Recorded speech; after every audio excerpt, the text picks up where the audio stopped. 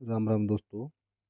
हरियाणा मुख्यमंत्री श्री मनोहर लाल जी आज सोनीपत में आयोजित हुए विकसित भारत संकल्प जन संवाद यात्रा में सम्मिलित हुए। वहां मुख्यमंत्री जी ने भाई वृद्धावस्था सम्मान भत्ता शिविर में भाग लिया और 3,000 बुढ़ापा पेंशन का वितरण किया। तो दोस्तों, अपडेट को लाइव दिखाएंगे। लाइव दिखाने से पहले हम आपसे निवेदन करेंगे कि यदि आप हमारे चैनल पर नए हो तो चैनल को सब्सक्राइब कर लीजिएगा, वीडियो को लाइक और शेयर कर दीजिएगा और बेल आइकन को प्रेस कर लीजिएगा ताकि आने वाली हर नई वीडियो का नोटिफिकेशन आपको समय से मिलता रहे। तो आइए अब ले चलते हैं आपको लाइव की तरफ। भत्ता शिविर में यहां पर पहुंचे हैं। मैं गुजारिश करूंगा कि एक बार फिर से तालियां बजाकर उनका अभिनंदन करें, उनका स्वागत करें। हम लोगों को यह पता है कि सरकार की जो योजनाएं हैं उनको घर घर तक पहुंचाने का काम में जिला प्रशासन के द्वारा किया जाता है और जिला प्रशासन मुस्तैद है तो घर घर तक वो योजनाएं, हर आदमी तक वो योजनाएं पहुंचती हैं। सौभाग्य से हमारे जिले का प्रशासन माननीय deputy commissioner doctor Manoj Kumar के नेतृत्व में, जो बहुत ईमानदार और हार्ड वर्किंग है, ईमानदार हैं, उनके नेतृत्व में जिला घर घर तक पहुंच रहा है और उन योजनाओं को घर घर तक पहुंचा रहा है। मैं तालियों की गड़गड़ाहट से डॉक्टर मनोज कुमार जी, माननीय उपायुक्त सोनीपत से गुजारिश करूंगा कि वो आए और योजनाओं के बारे में बताएं और माननीय मुख्यमंत्री महोदय अन्य मेहमानों का स्वागत भी करें। माननीय डिप्टी कमिश्नर महोदय डॉक्टर मनोज कुमार जी, प्लीज। विकसित भारत संकल्प यात्रा के तहत आयोजित विभिन्न कार्यक्रमों की श्रृंखला में आज इस सभागार में आयोजित वृद्धावस्था सम्मान भत्ता शिविर में हम सबका मार्गदर्शन करने पहुंचे माननीय मुख्यमंत्री महोदय हरियाणा सरकार श्री मनोहर लाल जी का मैं हार्दिक स्वागत तथा अभिनंदन करता हूं। सर, आपके आने से हम सबको नई ऊर्जा और मार्गदर्शन मिला है। मैं साथ ही मंचासीन माननीय सांसद महोदय श्री रमेश चंद्र कौशिक जी, माननीय विधायकगण मैडम निर्मल चौधरी जी एवं श्री मोहनलाल जी तथा हमारी जिला परिषद की चेयरपर्सन श्रीमती मोनिका दहिया जी का भी हार्दिक स्वागत एवं अभिनंदन करता हूं। मेरा हार्दिक स्वागत तथा अभिनंदन उन सभी सम्मानित बुजुर्गों, माताओं के लिए जो आज हम सबके समक्ष यहाँ उपस्थित हैं, जिनकी माननीय मुख्यमंत्री जी की गरिमामयी उपस्थिति में वृद्धावस्था सम्मान भत्ता स्वीकृत किया जा रहा है। सर, आज का यह प्रोग्राम आपकी उस सोच तथा दूरदर्शिता का परिणाम है जिसमें यह निर्णय लिया गया कि प्रदेश के सम्मानित नागरिकों को 60 वर्ष की आयु पूर्ण होने पर घर बैठे ही उनकी पेंशन स्वीकृत की जाए तथा उनको जिला मुख्यालय या अन्य कार्यालयों के चक्कर न काटने पड़े। इस कार्य को अमलीजामा पहनाने के लिए आपने क्रीड़ा विभाग तथा सेवा विभाग को निर्देश दिए। पहले की व्यवस्था में जहां नागरिकों को स्वयं सभी दस्तावेज एकत्रित करने पड़ते थे तथा सभी दस्तावेज एकत्रित करने के बाद उनका आवेदन पत्र समाज कल्याण विभाग में जमा होता था, उसके बाद भी उसमें त्रुटियां निकाल दी जाती थी या कभी ये कह दिया जाता था कि आपके दस्तावेज पूर्ण नहीं है। ऐसे में उस व्यवस्था को बदलने हेतु वर्तमान में जब भी किसी नागरिक की 59 वर्ष की आयु पूरी हो जाती है तो क्रीड़ा विभाग अपनी प्रक्रिया शुरू कर देता है, जिसमें प्रोएक्टिव स्कीम के तहत ऐसे सभी पात्र व्यक्तियों के डाटाबेस को तैयार करके क्रीड़ा विभाग को भेजा जाता है। उन सभी नागरिकों की 60 वर्ष आयु होते ही संबंधित विभाग स्वयं वेरीफाई करने के लिए उनके पास डाटा प्राप्त हो जाता है। टीम लीड द्वारा पहचान पत्र में 60 वर्ष आयु पूर्ण हो चुके आयु के प्रत्येक व्यक्ति के दस्तावेज, चाहे उनका जन्म प्रमाण पत्र हो या फिर उनकी स्कूल की कोई सर्टिफिकेट हो, और अगर दोनों चीजें नहीं हो तो जो उनका वोट कार्ड है उसके माध्यम से ये सुनिश्चित किया जाता है कि उनकी आयु के जो दस्तावेज है वो पूर्ण है। और जो भी दस्तावेज अपलोड होते हैं उनको विभाग के स्तर पर चेक करके और उन सभी नागरिकों की कंसेंट के लिए उनका केस भेजा जाता है कि वो विभाग की तरफ से पात्र पाए गए हैं। अगर वो अपनी पेंशन लेना चाहते हैं तो एक अपनी सहमति प्रदान कर दे।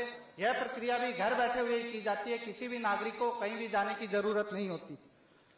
नागरिक संसाधन एवं सूचना विभाग द्वारा जिले का डाटा सामाजिक न्याय अधिकारिता अनुसूचित जाति एवं पिछड़ा वर्ग कल्याण और अंत्योदय विभाग में बुढ़ापा पेंशन हेतु भिजवाए जाने के उपरांत जो भी कंसेंट प्राप्त हो जाती है उन सभी सम्मानित बुजुर्गों की पेंशन अप्रूव हो जाती है। सर, आप सबके संज्ञान में मैं आज यह भी लाना चाहूंगा कि इस पूरी प्रक्रिया में बदलाव इस तरीके से आया है कि आज 22 ऐसे नागरिक हैं जिन्होंने 60 वर्ष की आयु पूर्ण किए हुए सिर्फ 1 महीना हुआ है, जिनका नवंबर 2023 में 60 वर्ष की आयु पूर्ण हुई है, और 22 ऐसे नागरिक हैं जिनकी पेंशन आज स्वीकृत होने जा रही है। मेरी बात ये अतिशयोक्ति रहेगी अगर मैं ये विनम्रता से स्वीकार नहीं करूं कि कुछ मामलों में कारण देरी हुई है। उस देरी के कारण को हमने पिछले 2 महीने में एक्सरसाइज की, हम सब ने भी इसको समझा कि किस वजह से हमारे नागरिकों की हम 1 महीने में ही पेंशन स्वीकृत नहीं कर पा रहे। उसमें एडीसी साहब ने और जो हमारे कमिश्नर एमसी है, उन सब ने कैंपों के माध्यम से हमें ये सूचित किया कि बहुत लोगों के पास वोटर कार्ड तो हैं, लेकिन उनके पुराने वोटर कार्ड या तो गुम हो गए हैं या उनके पास नंबर उपलब्ध नहीं है। तत्काल हमने व्यवस्था की कि निःशुल्क रूप से जो हमारा चुनाव कार्यालय है, उन सभी लोगों के जो नए वोटर कार्ड है उससे पुराने वोटर कार्ड का नंबर ढूंढकर और स्वयं विभाग को उपलब्ध करवाएगा। उसके लिए नागरिक को कहीं भी जाने की जरूरत नहीं पड़ेगी।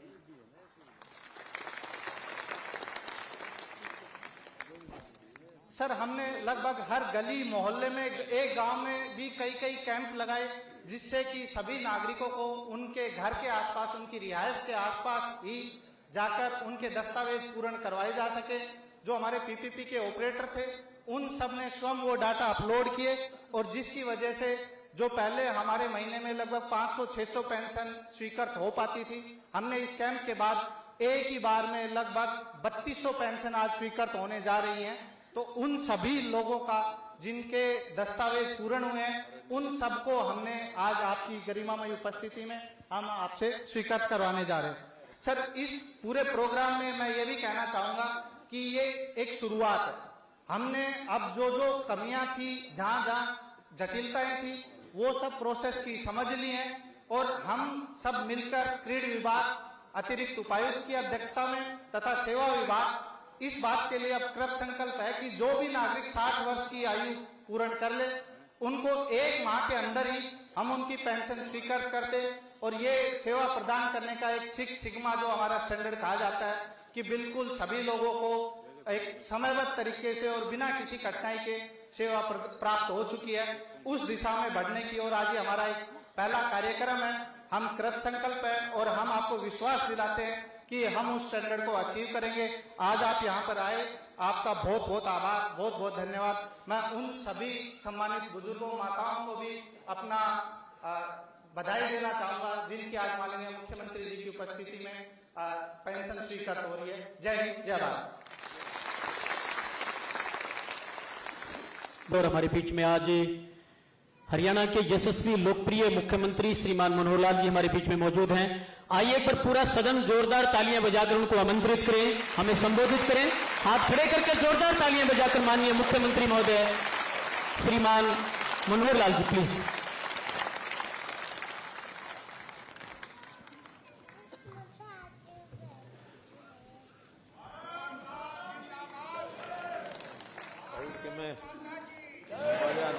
मजा नहीं आया। रुक जाओ जरा छत को तो पता लग जाए। भारत माता की। और अगर आवाज बाहर तक पहुंचानी हो तो भारत माता की। बहुत बढ़िया। आज बहुत हमारे माननीय सम्माननीय बुजुर्गों के बीच में आकर के बहुत आनंद की अनुभूति हो रही है।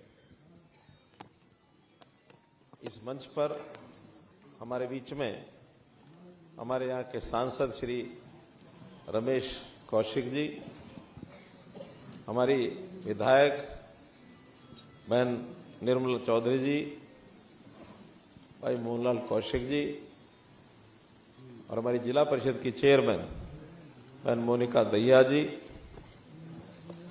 यहाँ के पुलिस कमिश्नर श्री सतीश बालन जी, उपायुक्त श्री मनोज यादव जी, उपस्थित सभी अन्य महानुभाव, मेरे बुजुर्गों, माताओं बहनों, नौजवान साथी भी कुछ बैठे हैं, उनका भी अभिनंदन। पत्रकार छायाकर मित्रों, बहुत एक विशेष प्रकार की अनुभूति मुझे इसलिए हो रही है कि समाज की सेवा का जो व्रत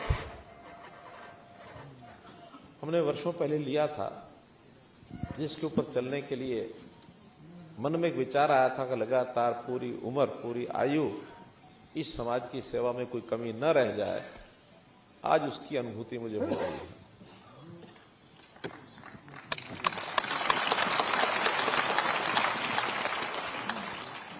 समाज के लिए क्यों काम करता है कोई व्यक्ति, मुझे कई लोग पूछते हैं, आपके मन में इतने सारे विचार क्यों आते हैं, ये लाभ इसको दे दो, ये लाभ उसको पहुंचा दो, ये लाभ उसको पहुंचा दो। मैंने कहा आपके परिवार में कितने लोग हैं? उन्होंने गिनाया, मेरे माता पिता हैं, मेरे 2 भाई हैं, 1 बहन है, मेरे बच्चे हैं, एक 8-10 परिवार के सदस्य हैं। मैंने कहा आप उनके लिए काम करते हैं ना? हाँ करता हूं। मुझे जो आय होती है मैं उनके लिए ही सब कपड़े भी लेके आता हूं, उनके जूते भी लेके आता हूं, उनकी बीमारी में भी पैसा खर्च करता हूं, उनकी पढ़ाई पर भी करता हूं, बुजुर्गों की सेवा भी करता हूं। क्यों करते हो?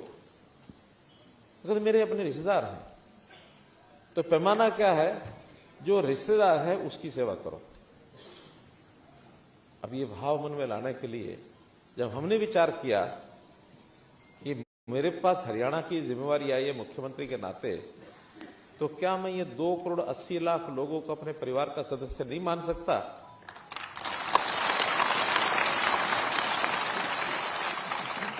उसको माना है, और मान करके तभी विचार आता है कि समाज के अंदर, जैसे परिवार में भी कोई कमजोर व्यक्ति भी हो जाता है किसी कारण से, शरीर के कारण से, उसकी किसी मानो और कमी हो जाती है, उस कमी के कारण से, तो ऐसे समाज में भी अलग अलग तरह के जो लोग होते हैं उनमें भी कोई न्यूनता रह जाती है। तो सेवा का हक, पहला हकदार वही होता है जिसके अंदर कोई कमी हो, शारीरिक हो, आर्थिक हो, गरीबी हो, बेरोजगारी हो, शिक्षा की हो, स्वास्थ्य की हो। इन चीजों को सामने रख करके हमें बताया, सिखाया तो हमारे प्रदेश के प्रधानमंत्री नरेंद्र मोदी जी ने, क्योंकि मेरा मोदी जी के साथ बहुत पुराना संबंध है। उनका विचार भी यही है जो हमारा विचार है। वास्तव में तो हम किसी एक यूनिवर्सिटी के विद्यार्थी रहे हैं दोनों। कुछ लोग जानते हैं वो कौन सी यूनिवर्सिटी है, डॉक्टर हेडगेवार यूनिवर्सिटी।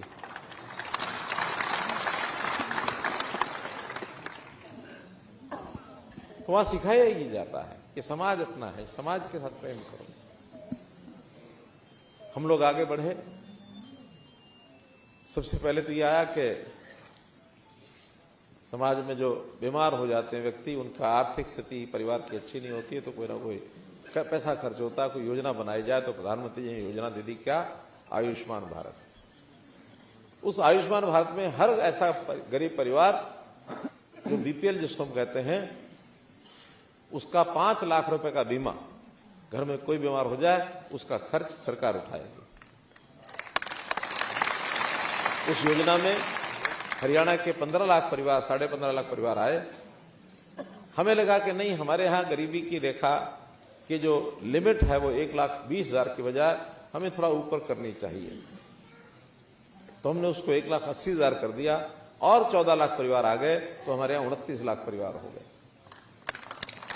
इसके बाद भी डिमांड आई कि थोड़ा पैसा ले लो, 1,80 से ऊपर भी लिमिट बढ़ा दो। हमने हिसाब लगाया कि अभी कुल मिला के एवरेज एक परिवार के ऊपर 3,000 रुपए का खर्च आता है। तो जब बातचीत की, कुछ लोग बैठे थे, भाई 1500 हम भर देते, 1500 आप दे दो, करने का हम ले लो। हमने वो योजना भी खोल दी, 1,80 से लेकर 3 लाख तक की जिसकी इनकम है परिवार की, उसको भी जोड़ा। 38,000 लोग वो भी जुड़ चुके हैं। तो आज 40 लाख परिवार हैं जो आयुष्मान भारत चिरायु हरियाणा का लाभ उठा रहे हैं। और यही बात राशन कार्डों में भी हुई। हमने 12 लाख 13 लाख का राशन कार्ड भी नए बनाए कि इनको भी लाभ देना चाहिए। और साथ में ये भी तय किया कि इनको सबको क्या 1,80 से रखना, नीचे रखना जरूरी है। तो तब ध्यान में आया कि नहीं, इनका अगर रोजगार, इनके अगर व्यवसाय को बढ़ाया जाए, कुछ लोगों को प्राइवेट नौकरी मिले, किसी को सरकारी मिले, और गरीब आदमी को पहले लाभ दो। हमने गरीब के परिवार जिसके घर में एक भी नौकरी नहीं है उसके बच्चों को 5% अंक अतिरिक्त दिए कि पहले इसमें से लो, बाद में फिर दूसरों में से लो। 5% अलग नंबर। अभी जो भर्तियां हो रही है ना सरकारी, इसमें लगभग 60% लोग ऐसे हैं जो 5% अलग नंबर लेकर के आगे बढ़ते हैं, उनका लाभ होता है। ताकि इनको अगर आगे बढ़ाएंगे, प्रश्न खड़ा किया किसी ने, अगर मान लो इस तरीके से कोई आदमी 81 से ऊपर पहुंच जाए तो इनका पहुंच जाए तो ठीक है, राशन कार्ड की क्या जरूरत रहेगी, आयुष्मान की जरूरत क्या, वो अपने आप ही कर लेगा। अगर कोई 20-50 हजार रुपये महीना किसी घर में आने लग जाए और वो 5-6 लाख रुपया साल का आ जाए तो इसको 5-7-10 हजार रुपया राशन कार्ड की जरूरत क्या रहेगी क्या। तो हमारा मकसद कोई पैसे यानी बांट करके या राशन उसके घर में पहुंचा करके खुशी नहीं होती। खुशी ये होती है कि वो गरीबी से कैसे निकले, ऊपर कैसे आ जाए, उस गरीबी रेखा से ऊपर बढ़ाना, ये हमारा उद्देश्य है।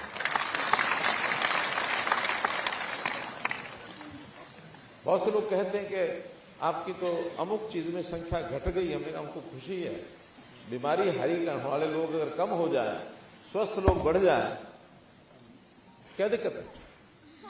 हमने इसके लिए एक नया कार्यक्रम शुरू किया कि लोग बीमारी ना हो, इसके लिए यानी गांवों के अंदर पार्क में व्यायामशाला शुरू कर दी और हर एक जगह योग सहायक तय कर दिया। योग कराओ इनको, आयुर्वेद की चीजें खिलाओ, इनको गाइड करो कि खाने पीने में क्या खाना क्या नहीं खाना, गलत चीज मत खाओ, ठीक खाओ, पीना खाना छोड़ दो। खाना छोड़ दो मतलब पीना छोड़ दो। क्या पीना छोड़ो, पानी नहीं, दूध नहीं, जो मैं बता रहा हूं वो छोड़ दो। ये जो नशा और ये जो ड्रग्स हैं, ये हमारे जीवन को खराब कर रही हैं। इसके कारण से हमारा शरीर खराब होता है। अगर नहीं करेंगे, नशा नहीं करेंगे तो वो पैसा भी बचेगा और बीमारी पर लगने वाला वो भी बचेगा। और अगर स्वस्थ रहेंगे तो हमारा समय भी बचेगा। एक आदमी 1 महीने के लिए बीमार होता तो 4-5 बढ़ जाता, 1 महीना खराब हुआ ना, आयु भी घटती है। अगर ये नहीं करेंगे आयु बढ़ेगी। और ये सब करेंगे तो स्वास्थ्य विभाग का बजट कम होगा, आयुर्वेद का बजट थोड़ा बढ़ेगा, बढ़ा लेंगे।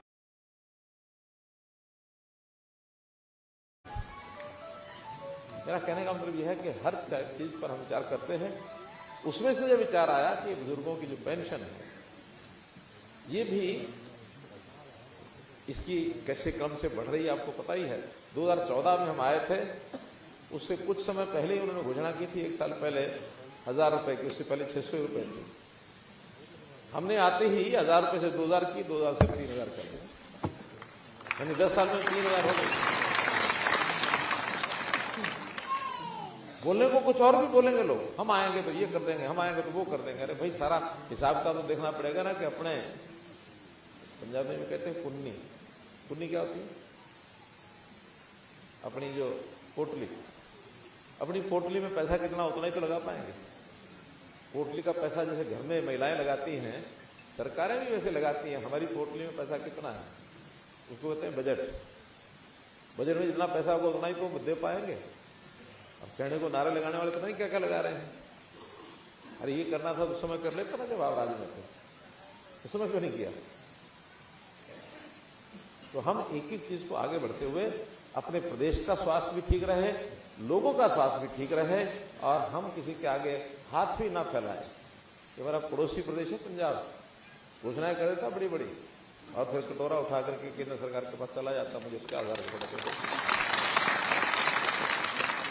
हम कहते नहीं, जो हमारे पास है उसी में से अपना काम चलाएंगे, उसमें से अपनी जनता को सुखी रखेंगे।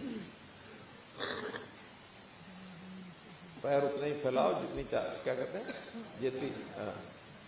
जेती चौड़ी चादर, उतना ही फैलाओ। तो हम अपने सिस्टम को ठीक रखे हुए हैं, बुजुर्गों की मदद भी करते हैं, सेवा भी करते हैं, और जो इस लेवल के और लोग होते हैं उनकी भी करते हैं। जैसे बुजुर्गों के साथ साथ हमने, जो हमारी बहनें दुर्भाग्य से विधवा हो गई, पति का देहांत हो गया, अब उनको भी उतना ही पैसा देते हैं कि उनके परिवार की भी उनकी थोड़ा चिंता की जाए। जो दिव्यांग होते हैं, शारीरिक कोई कमी रह जाती है, उनको भी पैसे देते हैं।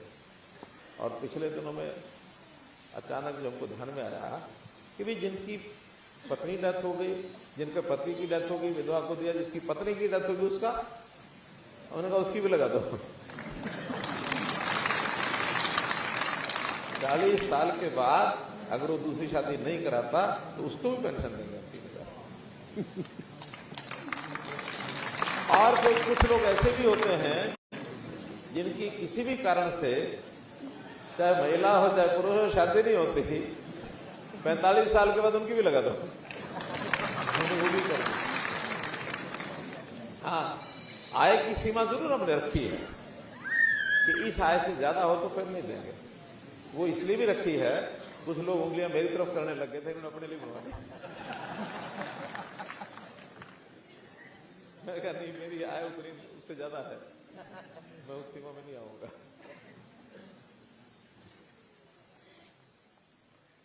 फिर ये बुजुर्गों की पेंशन वैसे 2 सालों से मिल रही है, लेकिन कितने धक्के खाने पड़ते थे,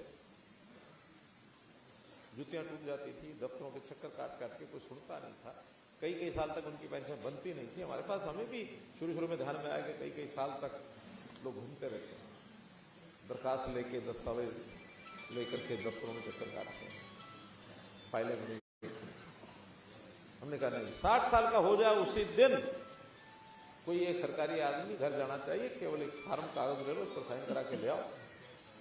वो चाहता है कि हाँ मैंने पेंशन लेनी है, तो उसको पेंशन अगले महीने जानी चाहिए।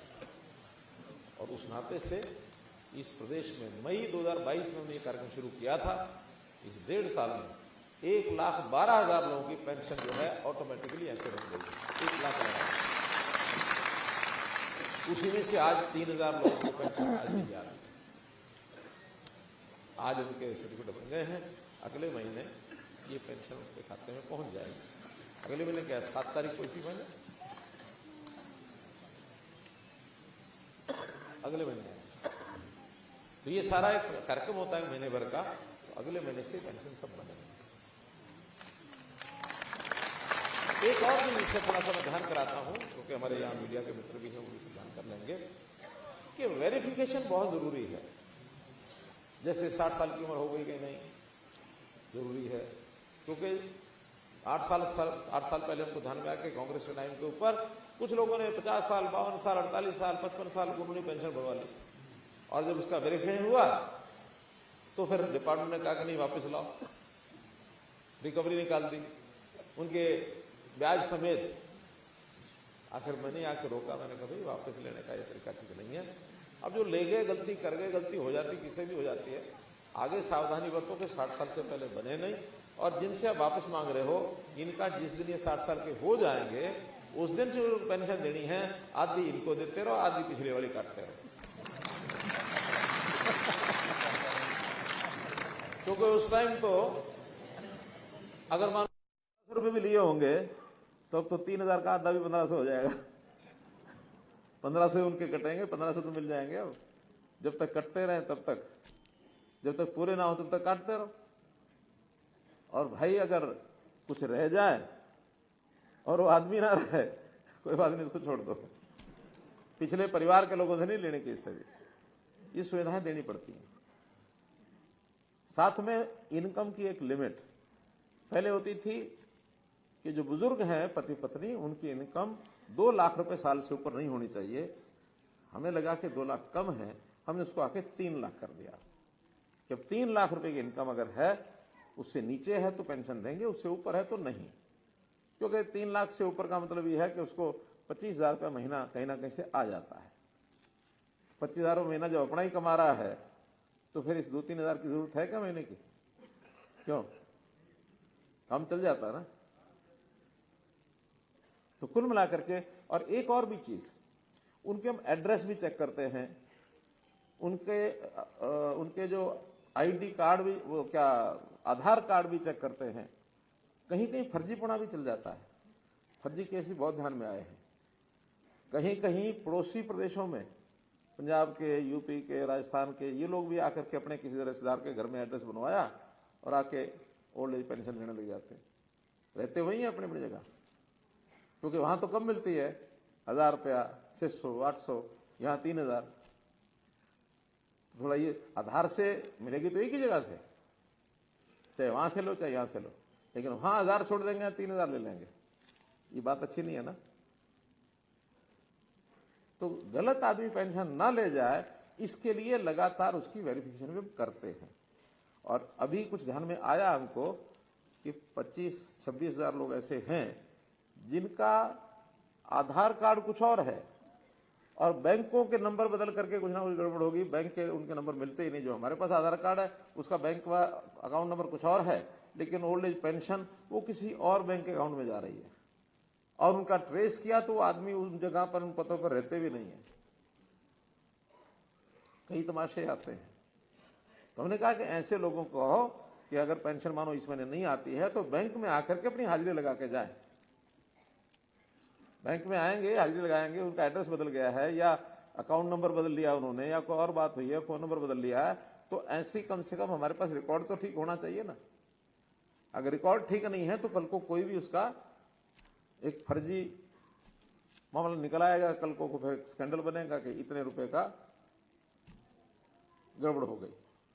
तो इनसे ही बचना है ना।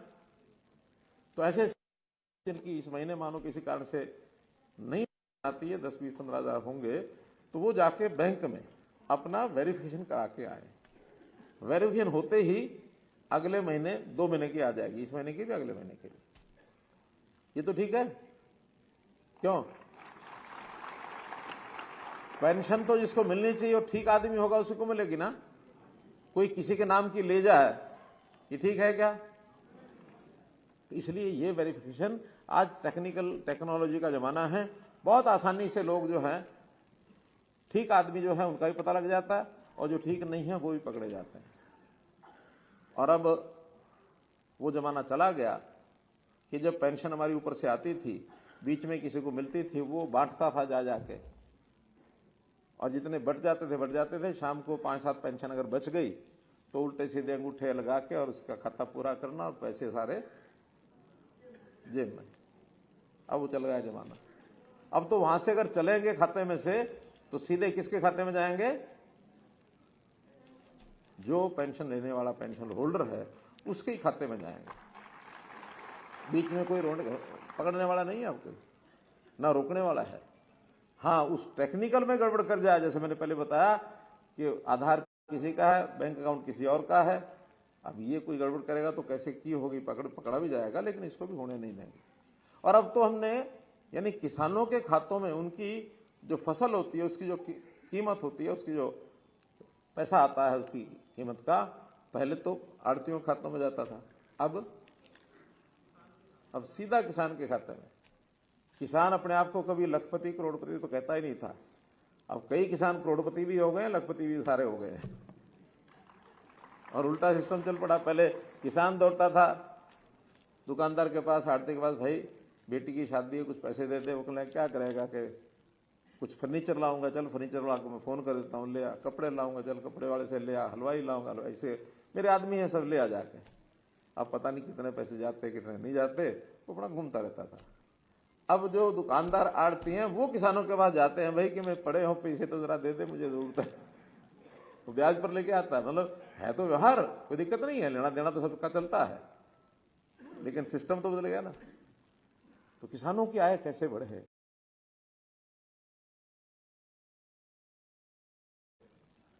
गरीबों की आय कैसे बढ़े, एक एक बात इसका विचार मोदी जी की सरकार भी करती है, हम भी करते हैं, और जनता में उसका संतोष है, खास करके गरीब जनता। इसी का परिणाम है कि कल सब लोग खुशी खुशी नाच रहे थे। यानी 3 प्रदेशों में से एक आध प्रदेश तो ऐसा है जिसके बारे में सब कहते थे ना वहां बीजेपी नहीं आएगी, और वही सबसे ऊपर निकल के आई है। तो जैसे ये हैट्रिक लगाई है मोदी जी ने, यानी 3 स्टेटों में हैट्रिक लगी, अब यही हैट्रिक जो है मई के महीने में मोदी जी की लगेगी, और फिर 4 महीने बाद वही हैट्रिक हरियाणा में भी लगनी है। हैट्रिक का मतलब समझते हैं ना? हैट्रिक क्या होती है? पीछे 3 बार जो चीज आए उसको हैट्रिक कहते हैं। धन्यवाद। तो मित्रों, मैं तो इतना ही कहूंगा कि हमारे सामने हर ऐसा व्यक्ति, हर ऐसा परिवार, ऐसा वर्ग जिसको सहायता की आवश्यकता होती है, उसके लिए नई नई योजनाएं बनाते हैं। हमने जब देखा कि फैमिली आईडी में देखा, कुछ बुजुर्ग 80 साल के आयु के हो गए हैं, इससे भी ऊपर हो गए हैं, और पता लगा कि वो अकेले रहते हैं कहीं कोने में किसी कमरे में, उनका खाना पीना भी दूभर है। जिलों में हमने डीसीज को कहा कि एक वृद्ध सेवाश्रम बनाइए, और वृद्ध सेवाश्रम में ऐसे लोग जिनका अकेले रहते हैं, उनकी भोजन की कोई व्यवस्था नहीं है, उनके कपड़े, दवाई, रहना सहना जो भी कुछ है उसकी चिंता सरकार करेगी। ऐसे वृद्ध सेवाश्रम में 80 साल या इससे ऊपर के जो अकेले हैं उनको सबको वहां लाएंगे, सबको लाएंगे और वहां उनकी पूरी सेवा करेंगे, आदमी रखेंगे, भोजन की इसकी व्यवस्था कराएंगे। सब डीसीज को हमने 14 जिलों में तो इन्होंने जगह भी देख ली है और उसके ऊपर बिल्डिंग का बनना भी शुरू हो गया है। शुरुआत करेंगे 15, 20, 25 से, फिर जैसे जैसे आएंगे लोग उस आश्रम में उसको बढ़ाते चले जाएंगे। तो ऐसे सेवा के काम ये सब करेंगे। और जो ये परिवार पहचान पत्र, फैमिली आईडी जिसका जिक्र हुआ, इसके आधार पर सेवाएं जो हैं, छोटी मोटी कठिनाइयां हैं, उन कठिनाइयों को दूर करने के लिए हमारे सारे डिपार्टमेंट, सारे हमारा चाहे क्रिड का डिपार्टमेंट है, चाहे ईडीसी ऑफिस है, चाहे सेवा विभाग है, हमारे डीसीज की देखरेख में हर काम ठीक से चल रहा है, किसी को कठिनाई नहीं आने देंगे। बीच में कुछ दिन आई थी कठिनाई शिकायत, तो लगभग 3 लाख शिकायतें आई थी, प्राय सबको रिजॉल्व कर दिया गया है। अब किसी की शिकायत आती है तो हाथों हाथ जैसा वो अप्लाई करता है, अगले 7 दिन में, 10 दिन में उसको ठीक करके उसको भेज देते हैं।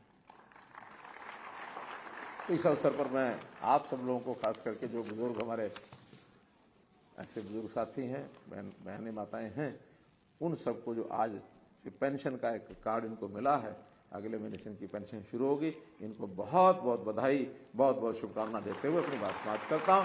बहुत बहुत धन्यवाद।